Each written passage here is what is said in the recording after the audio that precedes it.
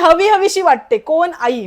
जे सगळे त्रास देतात त्याला नको नकोशे वाटतात, ते आले की तो रडायलाच लागतो. म्हणजे जसं मूल जन्माला येतं ना तेव्हापासून त्याला ही भावना चिकटते की काहीतरी हवंय आणि काहीतरी नकोय. काहीतरी नकोय मध्ये भीती आहे, संकट आहे. लक्षात घ्या, जसं मूल जन्माला येतं तेव्हा त्याच्यासाठी दोन गोष्टी असतात. एक म्हणजे तो स्वतः आणि दुसरं म्हणजे जगत. आपण जसे जसे मोठे झालो तसं आपल्या आईने आपल्याला शिकवलं, देवळात जावं, चांगलं वागावं, चांगलं नाही वागलं तर कोणीतरी शिक्षा करणार. कोण शिक्षा करणार? देवबाप्पा शिक्षा करणार. आणि चांगलं वागलं खाऊ देणार, चांगलं चांगलं देणार. कोण देणार? देवबाप्पा देणार. म्हणजे जस जसे मोठे होतो ना तस तसे आपण तीन बनतो. कोण तीन बनतो? मी, माझं जगत आणि कोणीतरी एक देव. बरोबर आहे?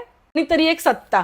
जर तुम्ही साधनेत नुकतेच घुसला आहात तर प्रवास कुठून आहे? मी, जगत आणि तो भगवंत. त्रैत. मग त्रैत नंतर द्वैत होतं. मी आणि जगत. तो भगवंत जगतामध्ये आणि माझ्यामध्येच आहे. म्हणजे कोण? मी आणि जगत. मग द्वैत होतं आणि मग त्रैत, द्वैत आणि मग अद्वैत. मी, जगत आणि भगवंत सगळेच एक. म्हणजे कोण? अद्वैत. प्रवास कुठून आहे? त्रैत, द्वैत, अद्वैत. भक्ती मार्गातले असू तर इथून इथपर्यंत, ध्यान मार्गातले असू तर इथून इथपर्यंत आणि कर्म मार्गातले असू तर ह्या हाताने पायाने कर्म करणार त्या कर्मापासून हे इथपर्यंतचा भगवंत ओळखण्यापर्यंतचा प्रवास आहे.